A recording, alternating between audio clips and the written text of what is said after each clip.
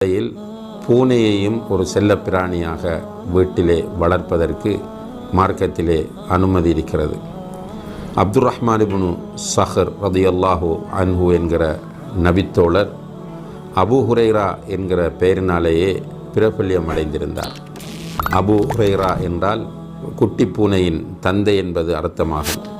அவர் ஒரு பூனை வளர்த்தார். அந்த பூனையோடு மிக நெருக்கமான தொடர்போடு அவர் இருந்தார். வெளியிலே அவர் வேலைக்கு செல்லும் போதும் அந்த பூனையை கொண்டு செல்வார், வீட்டுக்கு வரும்போதும் அந்த பூனையை கொண்டு வருவார். எனவே அவர் அபு ஹுரைரா என்று அழைக்கப்பட்டார். யாருமே அவரை கண்டிக்கவில்லை என்பதை நாம் கவனிக்க வேண்டும். அதே போல அன்புள்ள சகோதர சகோதரிகளே, பூனைகள் நஜீஸும் கிடையாது.